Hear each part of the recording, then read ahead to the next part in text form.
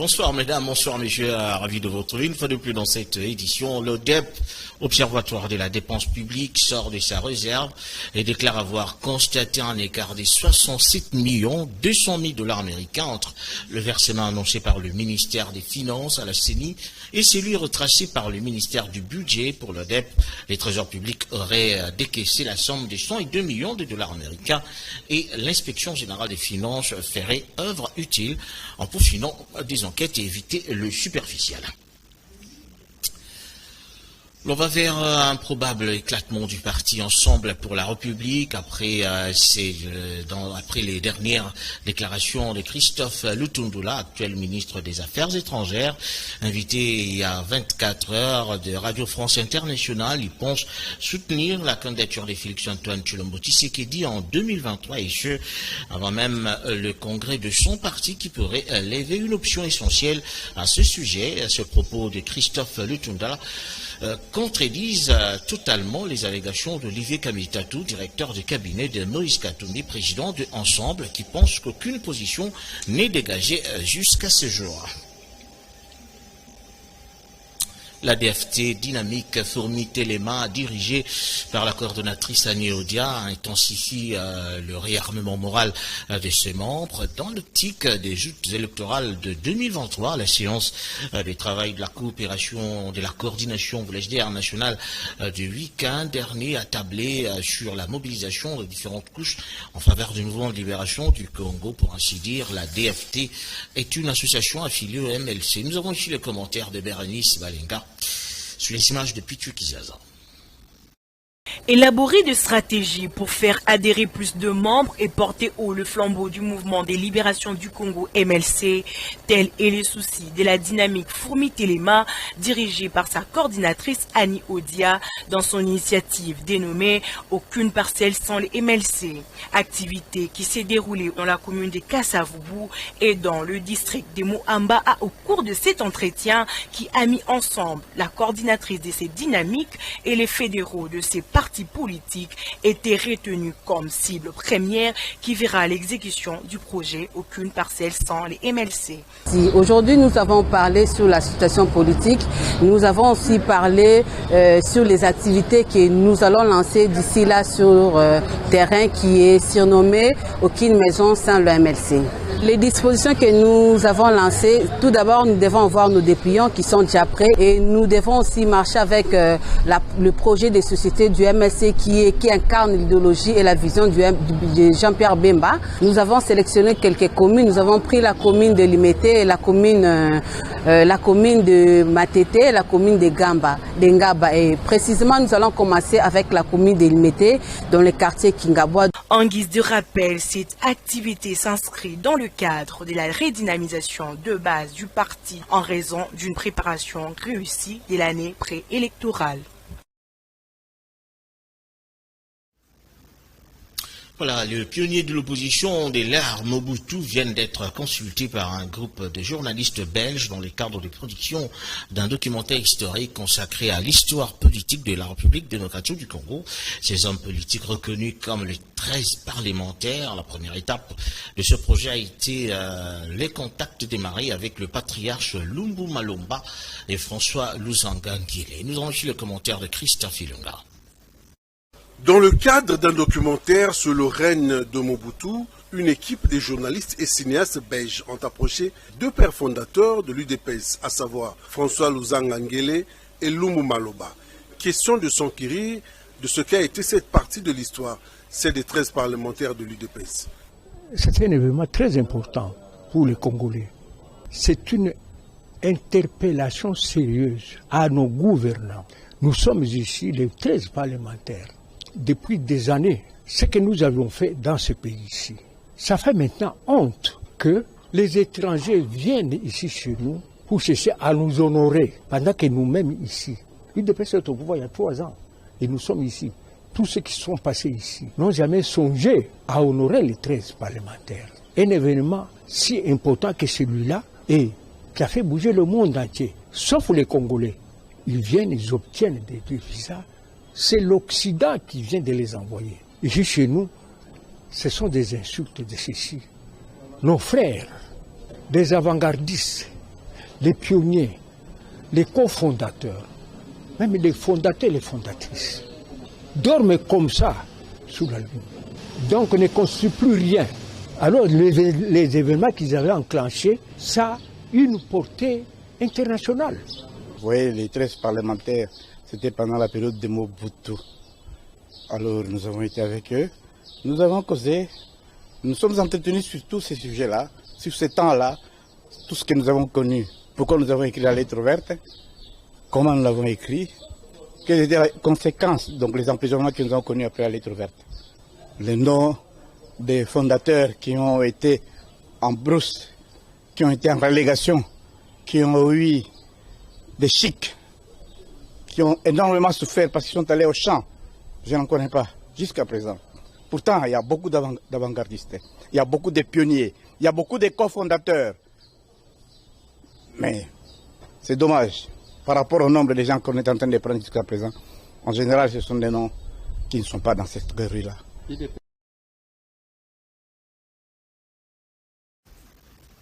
La représentation des étudiants congolais dispose désormais d'un siège. Il a été inauguré en début d'après-midi par le Premier ministre Jean-Michel Sama-Lukonde. Ce siège aujourd'hui effectif est la concrétisation de la promesse du chef du gouvernement faite à une délégation de cette structure.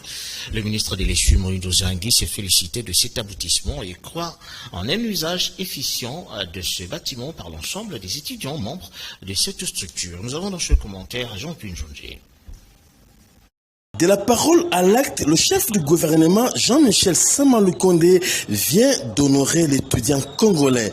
Une représentation à la hauteur des attentes et des ambitions affichées, avec comme défi voir l'étudiant congolais contribuer au devenir de la nation au profit de tous. Présent le jour de l'inauguration du siège et ça se matérialise aujourd'hui. Nous disons bien sûr merci à Dieu, mais nous remercions surtout l'organisation des représentants des étudiants qui, par leur détermination et leur volonté, ont rencontré la vision de son Excellence, Monsieur le Président de la République. Je voudrais vraiment que cet acte symbolique aujourd'hui puisse justifier votre devise, celle de l'unité, du travail et de l'excellence. Je vous invite à ne pas vous arrêter ici, à faire plus. Le pays est vaste, il est grand, c'est plusieurs autres provinces que nous avons. On a besoin de la présence accrue de cette représentation. Partout ici, c'est un premier pas. Je souhaite vraiment que cela se perpétue aussi ailleurs. Au-delà du bâtiment siège, cette représentation servira de cadre de réflexion en vue de replacer le cadre universitaire congolais au centre des préoccupations et le préparer pour des enjeux actuels et à venir. Et enfin, parce que c'est une recommandation qui m'a été faite, de regarder justement ces représentants des étudiants, de puiser dans ces personnes, ces vaillantes Congolaises et Congolais qui ont les compétences de servir le pays. Et je pense que j'ai déjà donné la bonne indication en prenant un ancien président des étudiants comme ministre de l'enseignement supérieur et universitaire. Les États-Unis déterminés à accompagner la République démocratique du Congo et les pays du bassin du Congo dans leur ambition, notamment celle de préservation des forêts en vue de lutter contre les changements climatiques. C'est dans ce cadre-là que la secrétaire d'État américaine en charge des océans, Monica Medina, a échangé par visioconférence avec la vice-première ministre, ministre de l'Environnement, F. Bazaïba, qui se joue actuellement en Tanzanie en mission de service. Nous avons ici les commentaires de Prince Yambouyi et Veyambata.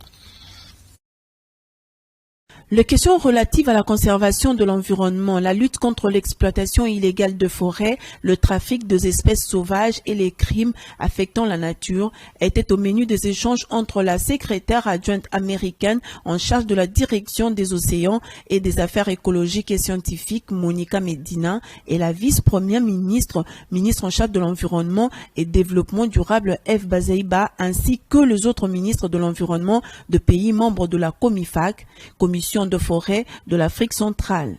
I first want to thank the Vice Prime Minister for organizing the meeting with the Congo Basin states.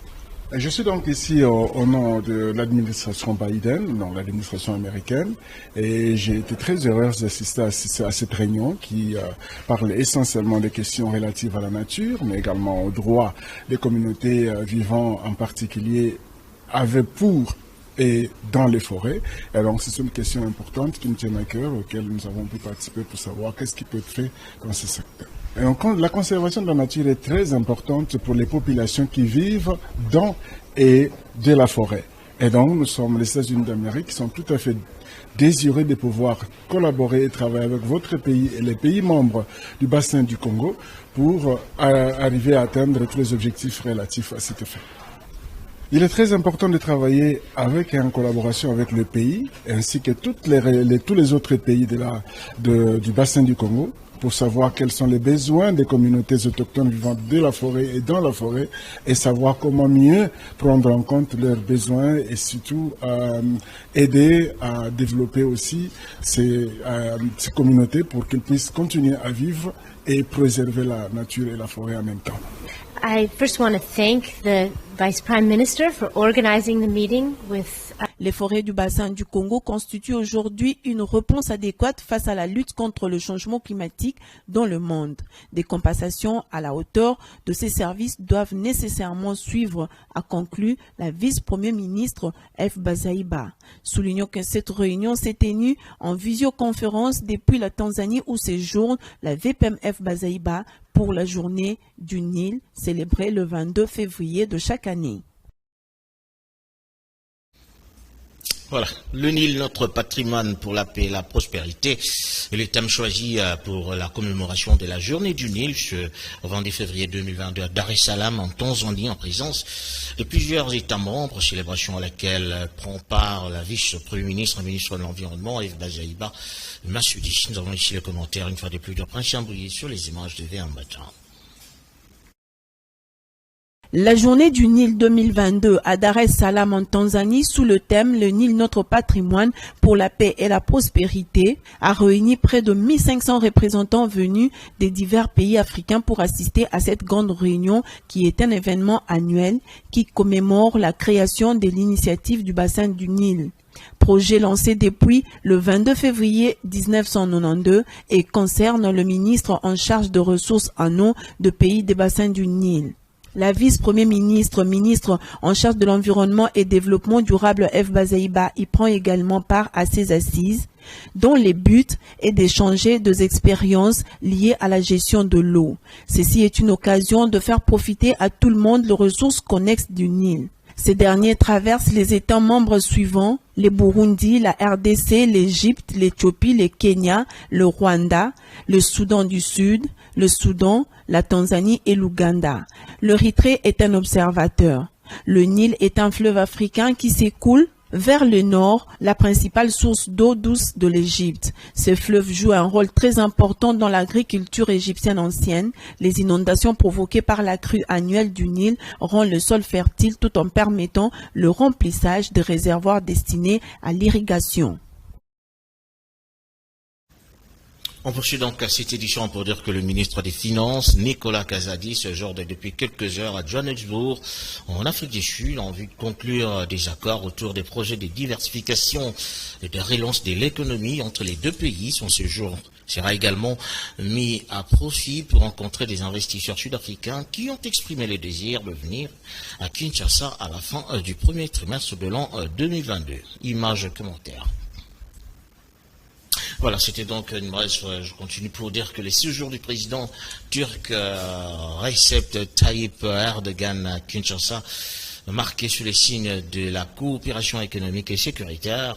Ghislain Mwanzi, entrepreneur congolais, se félicite de cette étape de la coopération congolo-turque. Se veut gagnant-gagnant entre les deux pays. Il croit en une appropriation par la classe économique congolaise de cette performance réalisée par les deux chefs d'État. Nous avons ici Ghislain Mwanzi qui répond aux questions de Sylvie Daya, s'abrouille sur les images de Chenin Kassiama. La venue du président turc Tayyip Erdogan en RDC n'est pas seulement un fait de tourisme. Comme vous le savez déjà, le pays a signé cet accord sur le plan politique, c'est-à-dire par rapport à la politique de deux pays. Dans le domaine de la coopération, il y a 7 accords qui sont déjà signés. Entre les deux pays, dans le cadre de la coopération, nous avons visé le développement, nous avons visé le partenariat gagnant-gagnant entre les deux pays.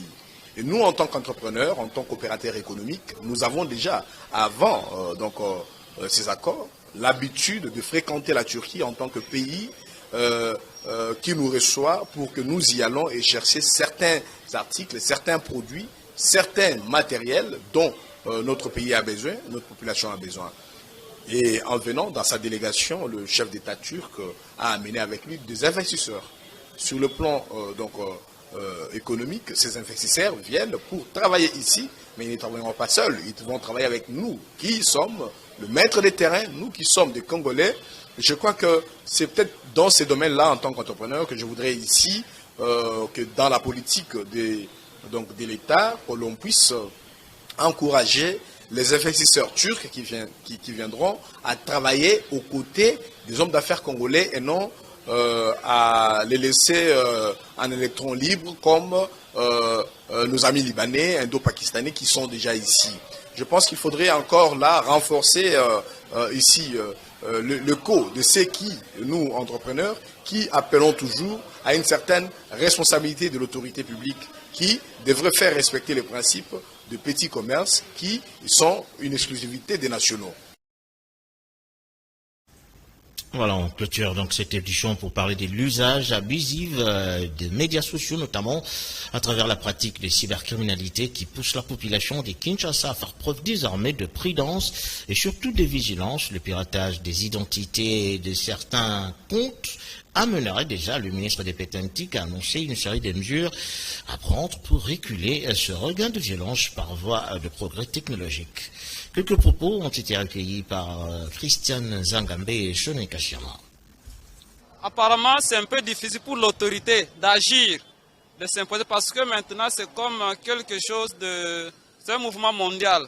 Si par exemple, l'autorité aujourd'hui, un matin, se réveille, on se dit, plus de questions d'accès, par exemple, à l'Internet, on ferme tout. C'est-à-dire, on va s'en prendre à l'autorité, parce qu'il y a le côté positif qu'on voit aussi.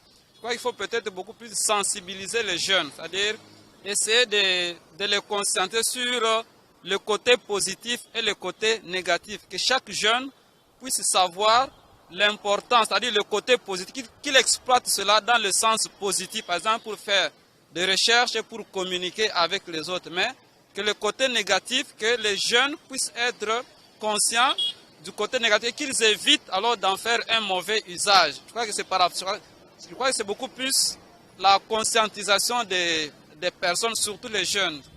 On croyait que les réseaux pouvaient nous aider pour avoir des communications ou bien des relations avec les proches.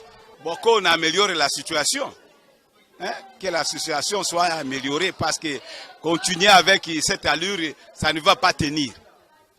Il faut qu'il y ait un changement. Bon, allez, on parle des 13 mentions qui ont été retenues pour les instituts supérieurs techniques dans le cadre du système licence maîtrise doctorale MD. Dans cette optique, Listan Kassangoulou, au Congo central, a organisé 2 jours de séminaires de renforcement des capacités en faveur de ses enseignants. Après la formation, les enseignants de cet établissement public ont promis de capitaliser les acquis de ce séminaire de formation. Clavier à la DIAC. Cela va apporter un plus en ce qui concerne la réputation de Listan Kassangoulou, parce que l'objectif est que cet établissement puisse s'agrandir, que cet établissement puisse avancer. Après avoir été renforcés en capacité, les enseignants de l'ISTA Kasangulu au Congo central n'ont pas manqué de relever la pertinence de cette formation sur le système LMD organisée durant 2 jours à l'initiative du directeur général de cet établissement public, le professeur Daniel Mbouyouma-Senga. L'enseignant était éloquent, il avait séparé son enseignement en 2 parties. Au départ, il a commencé par le système LM2. Il nous a montré les avantages de ce système-là. Et en deuxième partie, il a parlé de l'assurance qualité. Et pour moi, en tout cas, j'ai été très contente. Je me rendais compte, partout où je passais, il y avait un peu de lacune par rapport à l'assurance qualité. Étant donné que la science évolue, la science est dynamique, nous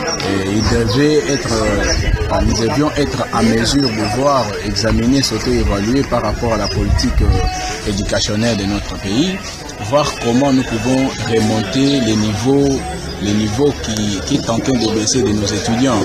Et sur ce, voilà l'importance du système LMD aussi. Un système parce que ça nous permet de standardiser justement le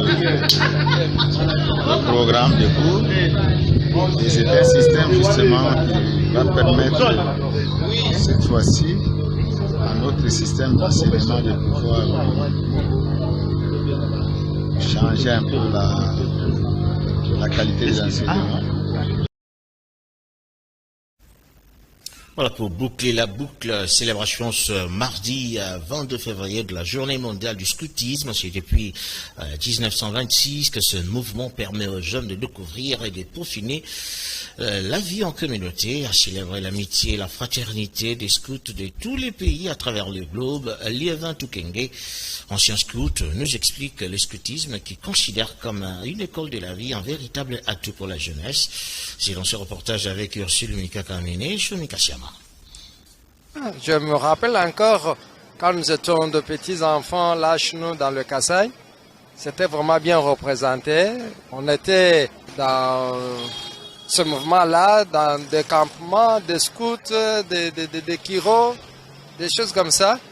Mais depuis un bon bout de temps, avec le désintéressement de la jeunesse, le mouvement n'a pas encore vraiment beaucoup d'ampleur. On le voit percer par là, mais ce n'est pas comme autrefois vers les années 70. C'était un mouvement de jeunes et il y avait vraiment un bon encadrement de jeunes. On apprenait beaucoup de choses. On s'aidait à devenir vraiment autonome, responsable. S'attendait aussi vers les bonnes mœurs et de bons comportements. Vraiment, je me rappelle bien avec rancœur ce que nous autres ici nous fûmes vers les années 70, comme je venais de le dire dans ce mouvement-là. Je sais que Powell, qui était l'initiateur, j'ai gardé un bon nombre de souvenirs. Hein. Je vois encore quand on quittait nos maisons, on va dans la brousse, on va camper avec nos tentes, la nourriture. Vraiment, il y avait une ouverture d'esprit dans tout ce qu'on faisait. Il y avait une ouverture d'esprit, il y avait une collaboration, il y avait du respect. On nous apprenait beaucoup de choses. Je garde un peu de ce souvenir-là. D'ailleurs, je peux dire que ma personnalité aussi a été forgée, peut-être à 60% dans ce mouvement-là. Voilà, c'est parti pour enfin cette édition. Merci à vous de l'avoir suivi. Merci à Mike Kamaka, à Jean-Pierre Jonzi, Couparbola, Sulemboy, ainsi que Tony Binda pour sa réalisation. Dieu voulant, on se retrouve les dimanches prochains dans le magazine du dimanche. D'ici là, portez-vous bien. Bonsoir chez vous.